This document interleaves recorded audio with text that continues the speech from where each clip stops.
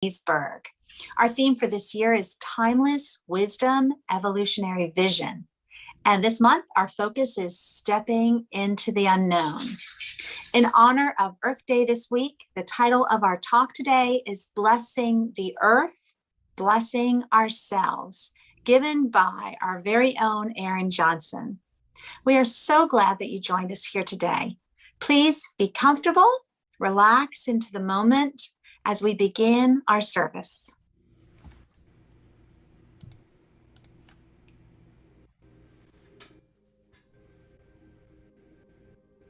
Please join us as we create our sacred space. We set our intentions of deepening into our awareness and practice of our 5 pillars of spiritual living by lighting this candle in our virtual world. Our first pillar is sacred study, represented by the divine quality of truth. We use this pillar to recognize the importance of an open mind and the power of our minds.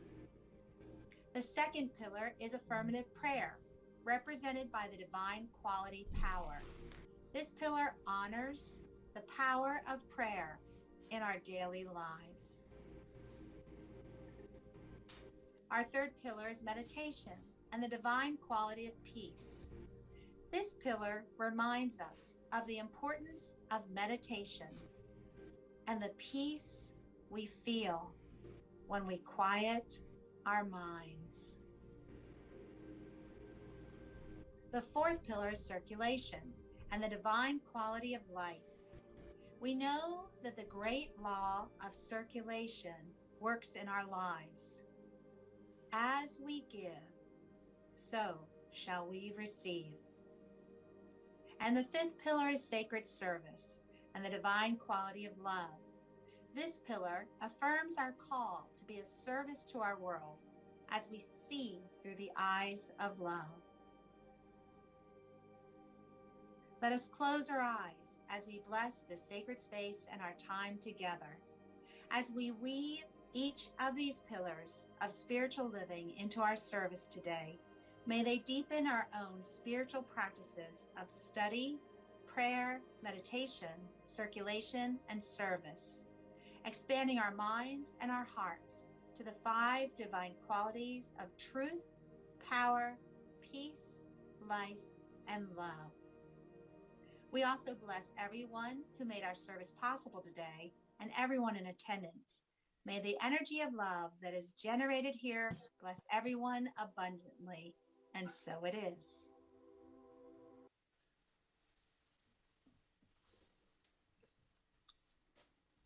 Please feel free to add to the chat or in the comments any prayer requests or celebrations that you would like us to include later in our service when we practice our form of affirmative prayer called Spiritual Mind Treatment.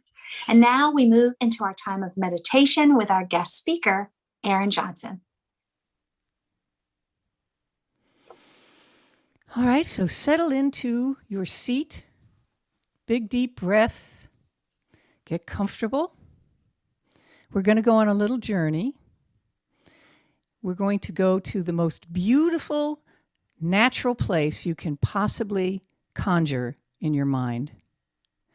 It could be this beautiful meadow before you with the sounds of bees buzzing and birds chirping. It could be a place you create completely out of your imagination. It could be a memory of a wonderful vacation spot. Or it could be your own backyard. And I want you to really give this life. Smell the smells. Are there flowers? Is it the smell of pine trees? Is the air fresh and crisp because you're in the mountains? Or is it an ocean breeze? Smell the smells. Feel the air on your skin or the light coming down on your face. And the sounds all around you, and even the tastes of the air. Make this a real sensory experience, complete. I'll give you a moment to do that.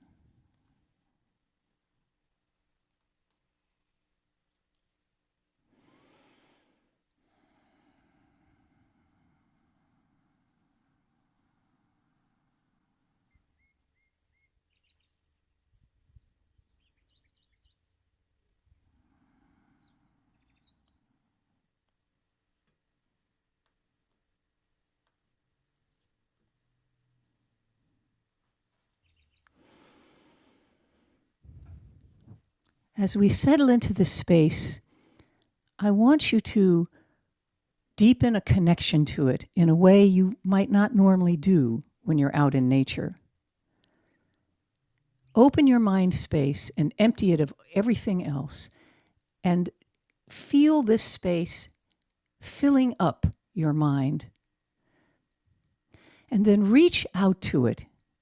Reach out to it as if you're holding this space, this sacred nature space in your arms. Maybe you're hugging a tree there and feeling the solidness of it as your arms try to reach around it. Feel the power and the strength of that, how the bark feels against your skin. Or perhaps you're lying on the beach and you can feel the vibrations and the rhythms of the waves as they break on the shore. Feel that and embrace it wherever you are. Perhaps you're looking out over horizon and you see yourself flowing into that horizon as if you're part of it, melded into the colors and the movements of the air in that horizon. Make it as if you were hugging someone, a child, a pet, someone you love.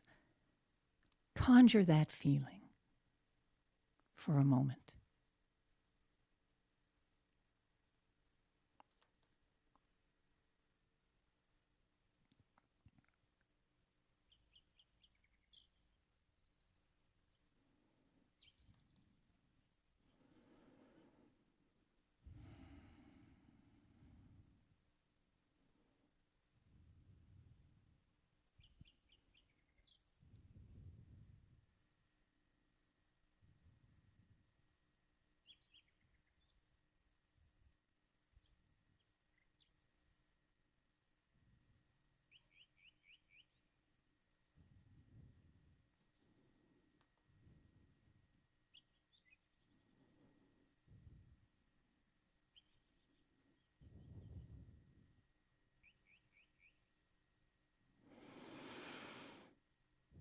And as you feel this connection, real connection to nature,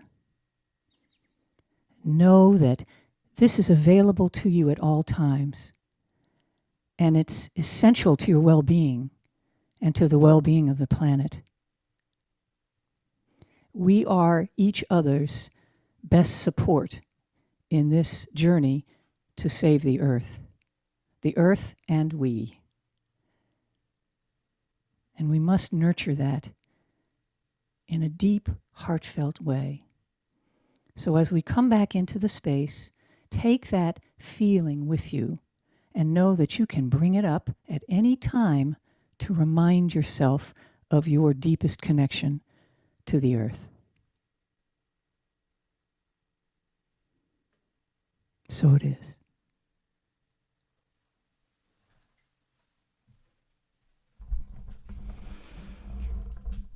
This is a song that I think many of you know by Karen Drucker.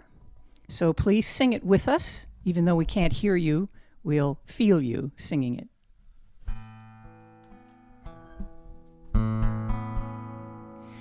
I send my love over the mountains. I send my love over the sea. I send my love into the heavens, and it returns to me. I send my joy over the mountains. I send my joy over the sea. I send my joy into the heavens, and it returns to me. I send my peace over the mountains. I send my peace sea. I send my peace into the heavens, and it returns to me. I send my love over the mountains. I send my love over the sea. I send my love into the heavens, and it returns to me.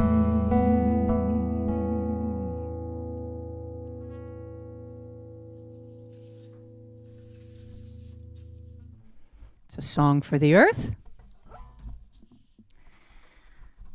So today the name of my talk is Blessing the Earth, Blessing Ourselves.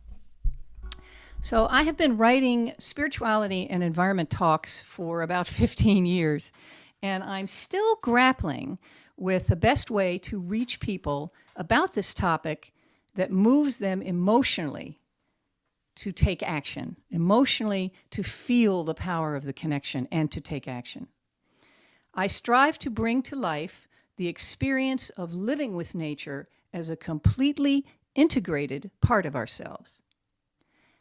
Our highest nature within is that integration with nature itself.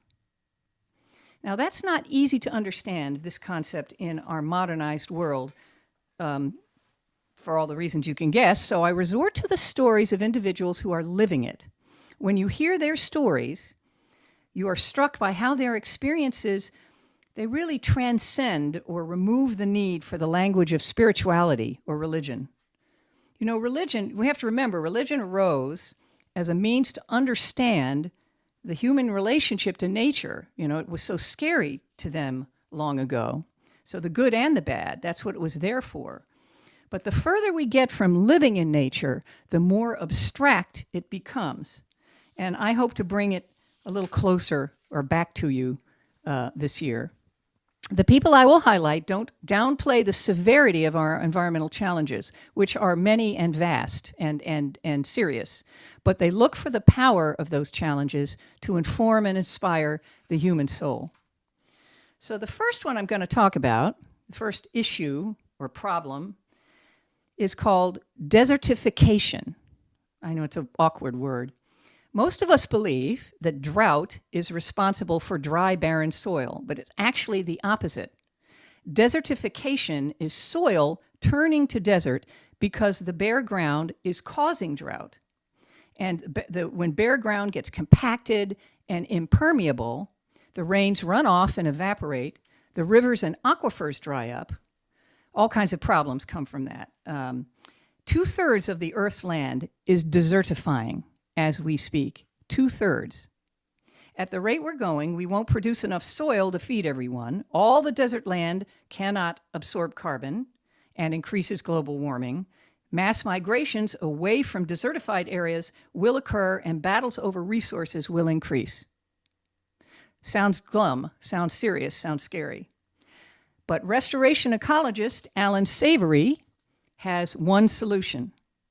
He has a revolutionary approach to farming. He's in his late 70s now, and I have there's a video. By the way, all the things I mentioned in this talk are on the website, but there's a wonderful video about his life that I recommend you watch. It's very, very inspiring. So he loves his South African home, where he has many thousands of acres. It's a farm, so much that he refused to give in to the desertification that was growing all around him and the political destruction of people's lives and lands. He's in a very unstable area politically. So his idea to reverse desertification is to restore the native grasses and the soil by using grazing animals as restorative machines. It's fascinating. Here's his process, briefly, for you non-farm geeks. So in Africa, typically, the way they graze their cattle, you've seen the pictures. They're really skinny and they're starving and they wander all around aimlessly through the villages, and at night they bring them back. But what that does is it creates this compacted earth. It's creating the desertification. So what he's done is he creates these paddocks. These are big, large areas of beautiful grasses. And he takes all of the grazing animals and he gets all of the people with their animals from all around in the villages, and they bring them all together and they graze in one paddock for a period of time. And they're in there eating and pooping and tramping and tilling the soil. And then he moves them all and he blocks off that area, and then they leave that for months and they go to the next place. They also don't bring them back at night, which is dangerous. We're talking lions and hyenas and so forth. But the way they protect them is they put up this, it basically is very flimsy looking, like runoff fencing, but somehow the animals don't like the plastic fencing. And then the herders stay there overnight, taking turns, because now they have all these animals together, guarding them so they don't lose animals. Anyway, this is what he's created. And he does this, it's called rotational grazing. So what happens? These beautiful rich grasses are growing up, and yet outside of his ranch, everything is completely desertified. And yet here's this ranch with all these beautiful grasses. The soil is holding water, and so the rivers and the aquifers fill up. The cattle are fatter, and so the people have more to eat. The people have water, so they're growing things in their gardens. Alan made sure that the local people were employed on his ranch as stewards of the land and the animals, and as teachers as well to the people who come from all over the world to learn Alan's techniques. It is really inspiring. And working with the land as a partner and caring for the people living there in the process, his approach is revolutionary. And it's been proven all over the world. And there it is, a simple, straightforward solution to the problem of desertification. Now, are we using it widely? Well, not yet, but there's hope. Here's another issue I want to talk about. This one is loss of wilderness, and its related human cousin, human wildness, loss of human wildness, and I'll explain what that is in a minute. This past fall, I watched David Attenborough's A Life on Our Planet, and I know you all know who he is. And this one is sort of his swan song, you might say. It's his farewell to the world in terms of showing all of the work he's done for the past 40 years, all of the places he's been, as exquisite as they are, and also showing their decline. He's devoted his long life to showing us the wonder of the natural world and trying to get us to care for it and try to save it. In his film, he chronicles the losses in both a beautiful and sorrowful way. Less than a quarter of wilderness is remaining on Earth. So what that means is of all the wilderness that once existed, there's only a quarter left. And that's happened really in just mostly in the last few decades. He believes that we can save the wilderness, and his idea for that is something called rewilding. And that's when you bring back the animals and the ecosystem in an area. So it's a very exciting and promising conservation strategy aimed at restoring natural processes and wilderness areas, providing connectivity between these areas. You've heard this word corridors, that's what that is, and reintroducing large herbivores, predators, and other keystone species. And there are two kinds of rewilding. There's passive rewilding, and in his documentary, he cites an example of that, although a rather dramatic one, which is Chernobyl. I mean, the people evacuated in 24 hours, and that was 30 years ago, and left the whole place. And if you've seen any of the videos online, the plants and the animals have returned, all kinds of animals. In fact, it's become an animal sanctuary. Now, they don't really know how they're going to do with radiation over the long term, and we can't go back. So it's interesting, but it's fascinating to see. Well, that is a very impractical way of rewilding and not recommended that you have a nuclear incident in order to create that. But the other more common kind of rewilding is the ones you're familiar with. You reintroduce, you bring in species in an area to fortify what's there, or you reintroduce them entirely because they've been completely eradicated. And I think the best example that most of you will be able to relate to is Yellowstone. You may remember as a CSL Leesburg member that about 2 years ago, Sunday showed us that wolf video. But basically, the short version is the wolves were all gone. The elk over-multiplied. They ate everything down to the ground, the willows, the aspens. So the beaver left, and the river suffered, and the fish declined, and the birds went away, and the elk got sick because there were too many and not enough food. Just was a domino effect. Well, they brought back the wolves, and the wolves thinned the elk so that the healthy ones survived. And this was fascinating to me. In bad winters, they only go after the males. They don't go after the females, and they just know this instinctively. So then the beaver returned because the aspen and the willows grew back, and the beavers fixed up the rivers because they're river builders out west. The fish returned, the birds, the otters. So the whole ecosystem in that period has recovered because of the wolves. So that's a really great example of rewilding. Aha! But there's a third kind of rewilding, and that's in here. That is restoring or fortifying our inner wildness. Inner wildness is intrinsic.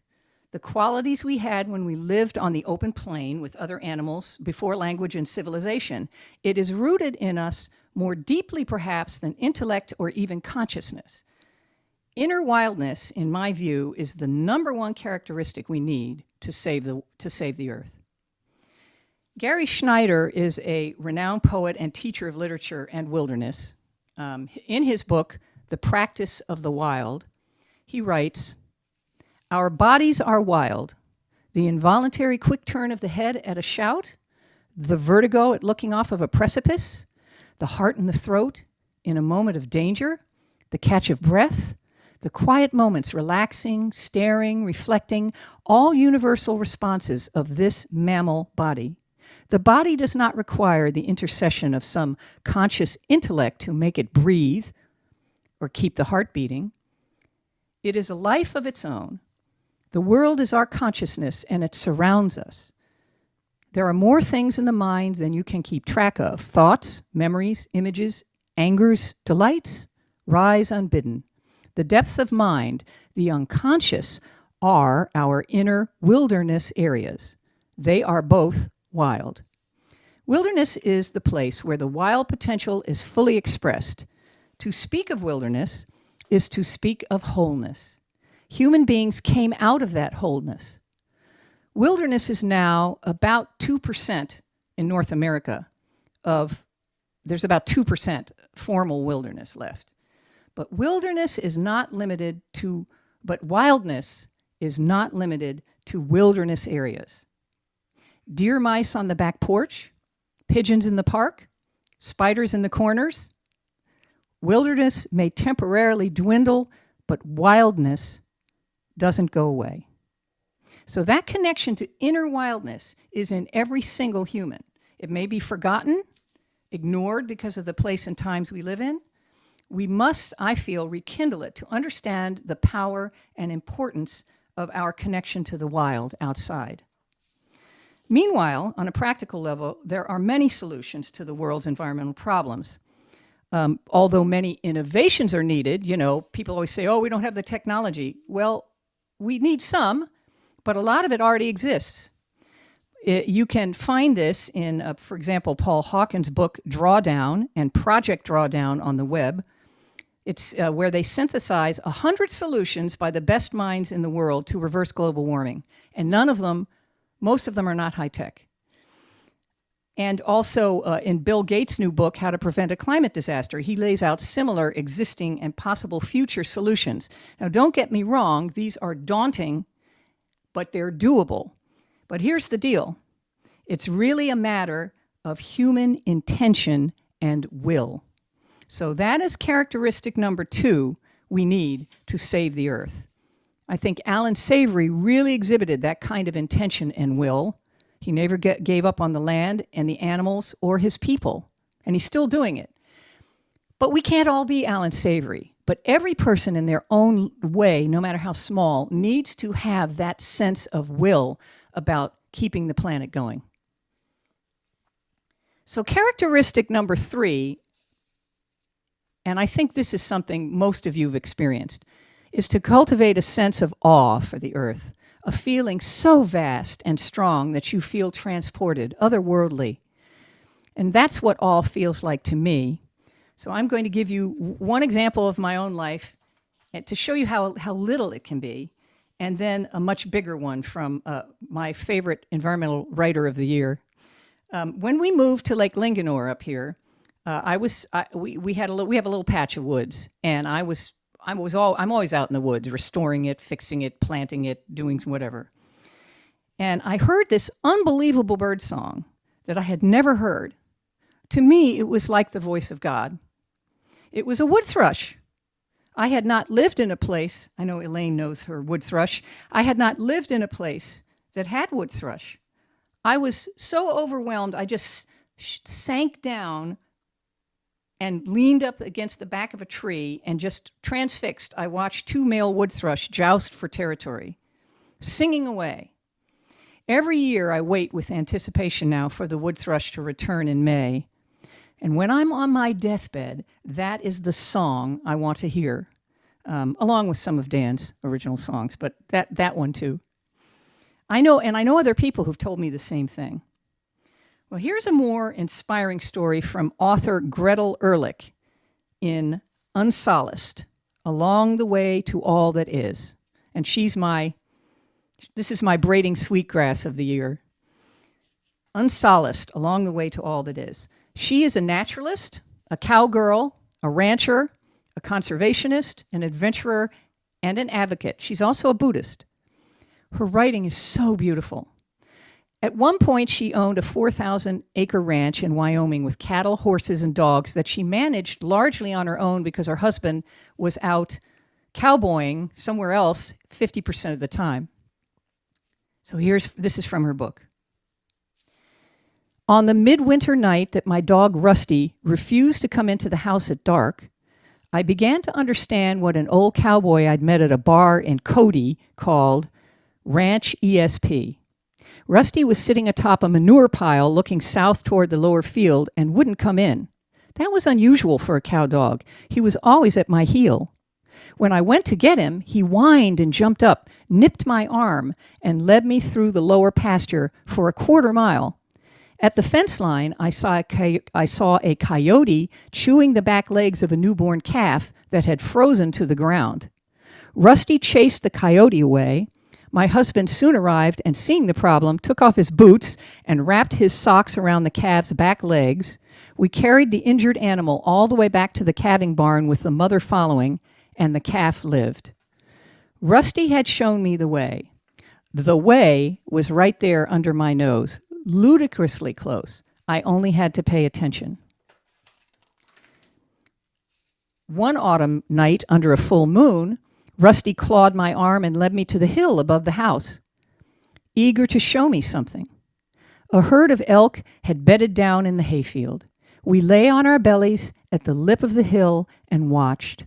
The wind was right, so they didn't smell us. Rusty looked at me, looked at them, and back at me, so pleased that they were there, part of the family. The whole body sensorium is alive in each of us. Dog body, horse body, elk body, human. Sentience is as much about perceiving what others know and are as it is about examining our psyches. Knowing otherness feeds into who we are, and the shared communication binds us. Me to Rusty, Rusty to the elk back to all of us. Sniffing, stamping, running, sleeping, watching, seeing, all converged. Unconditional living. Being alive was pure pleasure. So this is what we need to feel. I don't know, it's so big when you hear her talk about it, but it doesn't matter how you cultivate the sense of awe or your own inner wildness. But it is imperative that you get there. Then commit to preserving that part of yourself like the planet depends on it, because it does. So when we bless the earth, we bless ourselves. And now I'm going to read one more passage close with a passage from Gretel. So often we miss the whole fabric aspect of where we live and our own consciousness embedded within it. We are not interrelated, but intra-branched, one branch wound around another and fused into a single embrace. Our lace-like nervations, that means system of nerves, have overlapping frequencies. It's what the Greenlanders simply call Sila, S-I-L-A, which means consciousness, weather, and the power of nature as one. If nothing else, we are what the physicist Richard Feynman called scattering amplitudes, holes within unbounded totalities.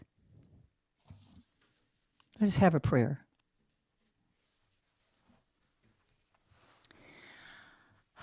I know that God is nature and nature is God. They are one and the same. And we are completely connected to, embedded in that magnificence. In each of us, there is a divine spark of nature, that beautiful place that inspires us all. And so I want to affirm that connection to nature by reading 3 quotes from famous people. This is from William Shakespeare. One touch of nature makes the whole world kin. From Albert Einstein. Look deep into nature, and then you will understand everything better. And from Rachel Carson. Those who contemplate the beauty of the earth find reserves of strength that will endure as long as life lasts. So I know for us that we have the will, we feel the awe, we have the intention, we can rewild, and we can embrace nature as ourselves, as part of our family, as closely connected to us as anything else, closer than breathing, closer than your hands, closer than anything else. We are in nature and nature is in us. And knowing that, we can heal the wounds that have occurred and keep this magnificent place going. I know this is true. I know it's possible because this is the truth of what we believe. And so I simply release it by saying, and so it is.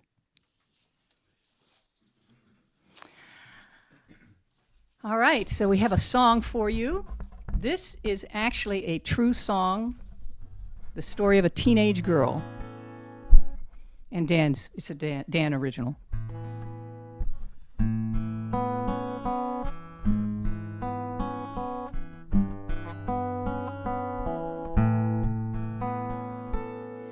I grew up in the church, a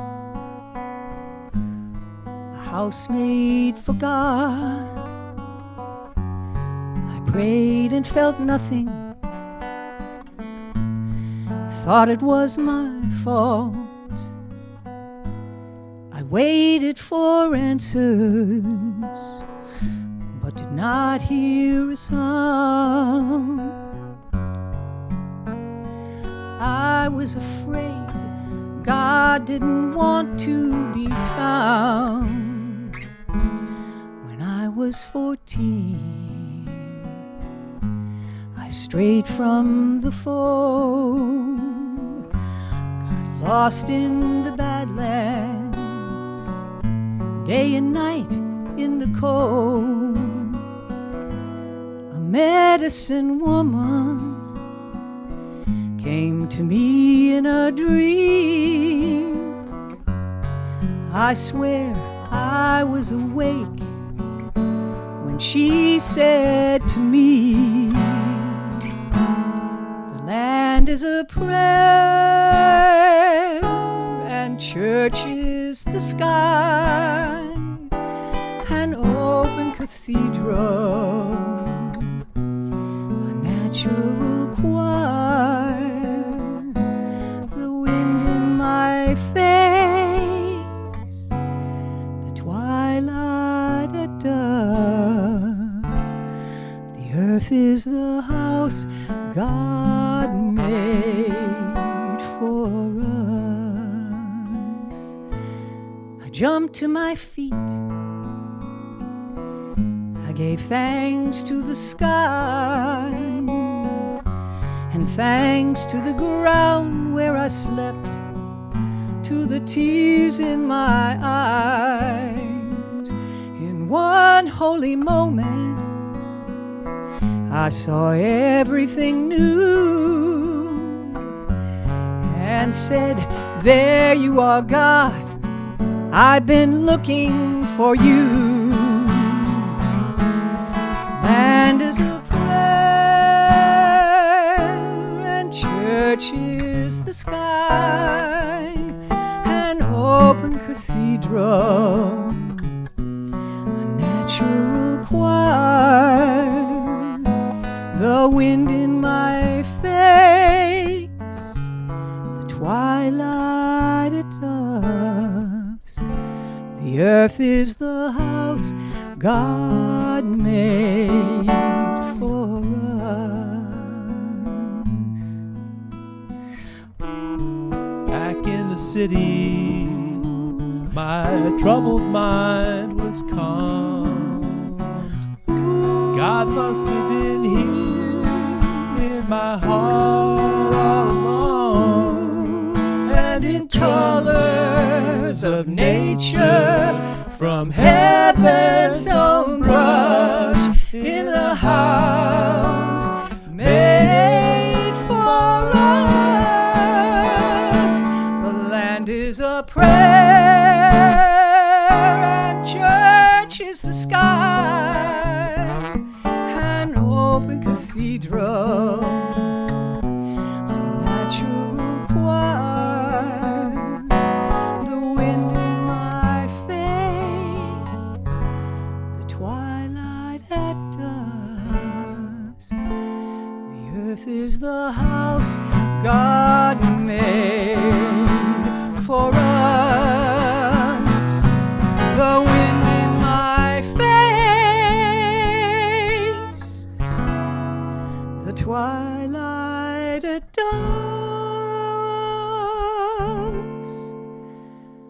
The earth is the house God made for us.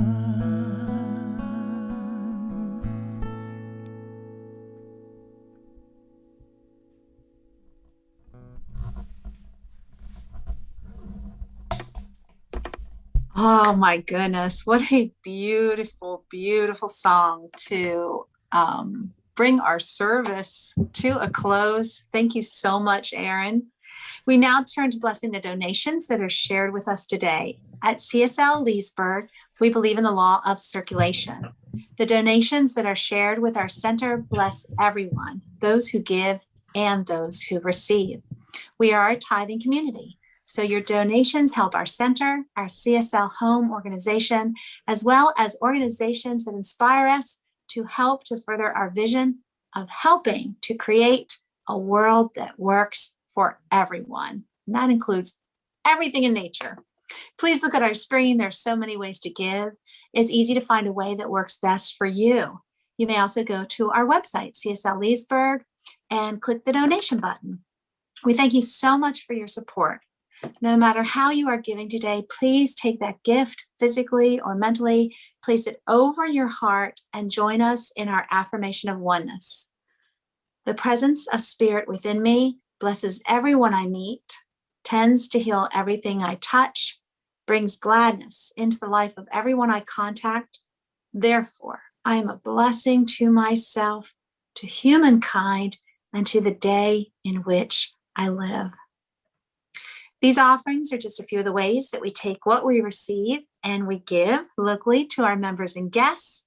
So please join us on Tuesday mornings for our dream study with Charlene Banks, or on Wednesday evenings for our prayer circle. Please feel free to stay and join us after our service as we share our pearls, those little nuggets of our service that spoke to our hearts and minds. I know I've got one ready. And if you're a visitor, please stay and introduce yourself. We'd love to have the opportunity to formally greet you. As we end this precious sacred time together, before you run out to enjoy nature, let us once again place our hands over our heart and say, I am love. Now point to someone near you or someone on the screen and say, you are love. You and you and you and you. You're all love. Put your hands up in the air for what we call love sprinkles. It's all love. Thank you so much. And if you can, stay for some pearls. Have a fantastic Sunday and celebrate Earth Day this whole week, probably this whole year, for the rest of your life. Bye.